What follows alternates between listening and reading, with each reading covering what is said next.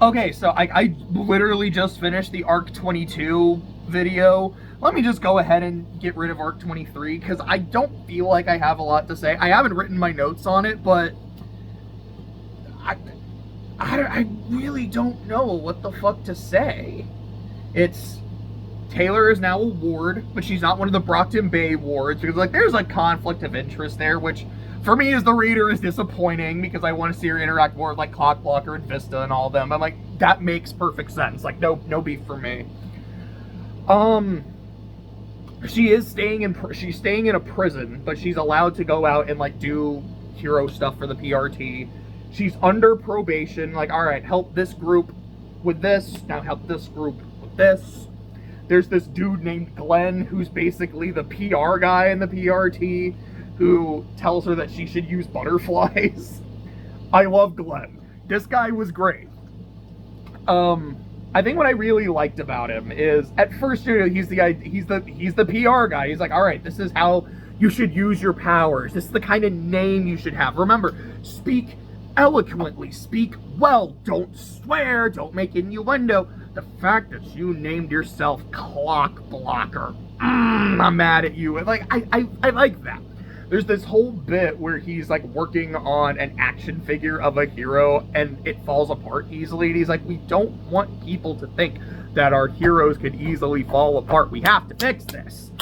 There's also the fact that, like, look, what if this is the only piece of memorabilia that a kid has and it's a piece of shit? Like, I want them to have a good toy and I don't want that toy to be, like, associated with us being bad.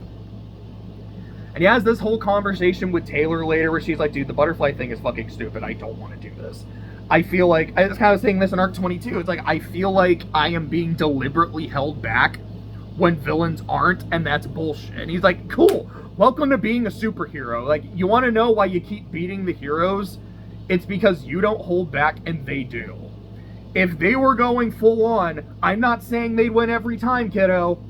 They might have. That's what it means to be a hero. You are not trying to hurt people. You have to understand your own image. Not just in like, hey, don't hurt people, we want to help, but also just how people see you. You want to see how people see you, Taylor? And he shows this video of, I don't remember if it was, no, it wasn't the bank heist. It was when she went into the PRT to attack Tag in 21. He's like, you look fucking scary here. Does this look like a hero? And Taylor's watching it going, I didn't know I could do some of those things. I wasn't actively doing some of those things. Is that my passenger at work? Huh. How much control do I actually have over my power? That's fucking scary to think about. And, you know, something Glenn was also talking about is like, look, the reason I gave you butterflies is I want to see how you'll fare with restrictions. And how quickly will you break those? And it didn't take you long. She's like, well, yeah, you know, I had to solve that problem. Sure. There's always a problem to solve. But when you break one rule, like you make one exception, it's a lot easier to make another exception or for a situation to fall into that first exception. You can go down a slippery slope pretty quick. And the fact that you're a supervillain kid with a history of, as they say a few times, like these sudden violent outbursts and acts, we don't trust you yet. Why the fuck should we? We're not unconvinced this isn't some long-term play by the Undersiders. Again, not long ago, you murdered a PRT director and Alexandria. But it's like, look at the shit that you've done. The way you've talked about our organization. Why the fuck would we trust you? You have to earn it first. And until you genuinely feel like you have earned our trust, yes, we're gonna make sure that gun of yours is half-cocked, if even that. And I think that makes a lot of sense. And again, we just get really stubborn Skitter. And again, I understand her frustration of like, look, I'm used to winning fights. this is kind of bullshit. And like, look, I'm used to being able, like, I'm here to help people, and I'm here to fight villains. Why can't I go all out against it? Like, I feel like this is bullshit. I think the PRT are kind of in the right here, though. Maybe that's just me. There was a lot of people introduced. They might have been introduced in previous arcs. Like, I know Tecton was. Tecton was pretty cool.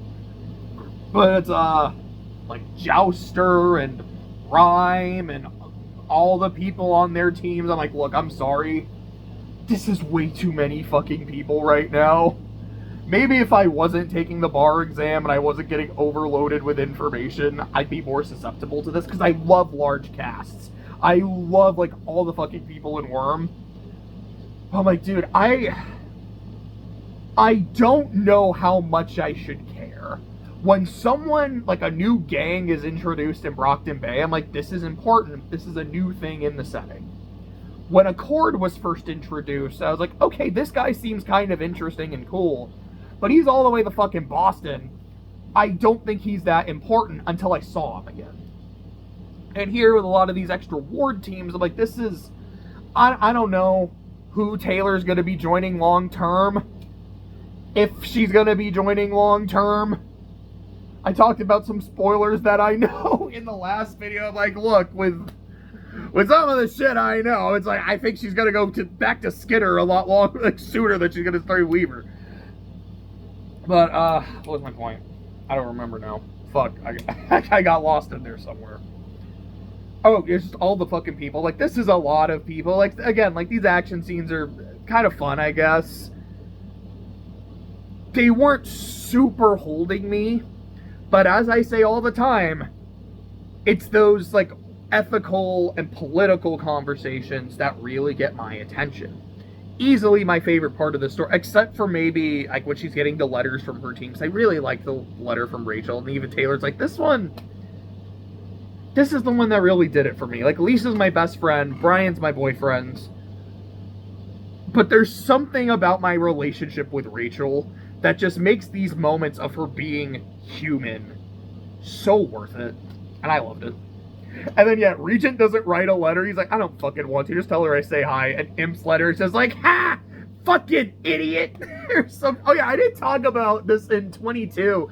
I gotta bring this up real quick. When she's talking to Lisa, and she's like, okay, I just killed Alexandria. Lisa's like, yeah, wait, what? Guys, no, don't tell them, don't tell them. Guys, she just killed Alexandria. And then Taylor can hear in the background, Alec and Aisha are like, yo! They're freaking out. And then you just hear Brian, Jesus fucking Christ. Like, it was really funny. But, the scene I absolutely loved is when she's talking to the kids. Like, she's having therapy with Jessica, and I really like Jessica. Then they're dealing with the kids, and she goes to the kids that are more like the loners. She's like, I think these are the kids most likely to get a trigger event, because I feel like isolation's a big part of it, which is something they were talking about a lot in Crusaders interlude regarding Theo. And then Plague is like, you tricked me into playing Dungeons and Dragons. Like, this is what happens with powers. You might get a trigger event, and then your power is related to it, and it might be something ass. You don't get to pick your power. You don't get to pick the downsides. You don't get to pick if you survive a fight. If you're a hero, you have to fight villains. If you're a villain, you have to fight villains and heroes. It sucks because everyone wants a piece of your territory. Everyone wants a piece of your score, plus the heroes kicking your ass. Hey, look, here's an Endbringer. You gonna help fight? You got a 1 in 4 chance of living. Roll for it. It was a really cool scene. I liked it a lot. Then after that, we get word that Behemoth is in India. So they go to India to fight Behemoth. The Undersiders are there. There's some other people who are there. She ends up getting assigned to the Chicago wards and Tecton, who had helped during the Echidna fight. And Tecton's like, look, you've done this shit more than me. You were there for Echidna, Leviathan. You've also got the 9 under your belt, another S-class threat. I'm deferring to you, dude. I trust you. I worked with you in one of these. What are we doing? And then you get the interlude, which was about the Yongbon, which is like the Chinese cult that Wong was almost part of, where they all, how many of them were there? It's like 30 something or 40 something, where each of them has a power, but they all share the same powers. It's kind of cool, actually. Like, I don't exactly know how it worked. Like, technically, it's like, how are they able to pull that off? I think they said there was a guy who can take powers and I guess redistribute them, but I don't know. I thought it was super fucking neat. The person narrating is Cody, and I was like, who the fuck is Cody? Like, it sounds vaguely familiar, but I don't know who the fuck this is. And then there's this scene where, like, he sees a cord and he gets super pissed off, and I'm like, I feel like I should know who this guy is. I really, really do. And then he mentions Kraus. And I'm like, I know that name. Why the fuck do I know that name? Why is it so important? That's Trickster. Perdition? This guy's still alive? I don't know. I figured Accord just killed him when they brought him to Accord. It's Accord. That's the shit he does. He sold him to China to be a power slip. What the fuck? So this asshole comes back and ruins everything. He ends up separating from the rest of the Yongbon to get his revenge on Accord. He kills Accord, and I'm like, well, you just killed one of my favorite characters. Fuck you, dude. He ends up fucking up Chevalier, does not kill him. It's like, here's the new, like, head of and face of the PRT. Here's the field commander of this mission. He's not dead, but he's out of commission. One of the two chief strategists is now dead. The other chief strategist, being Tattletale, he very nearly kills. She has to give herself a tracheotomy, then he breaks the pen she was using for the tracheotomy to let her die, and then just, oh, I guess I won't do that. Uses his power to bring the pen back so she can save herself. And, that was that chapter. Like,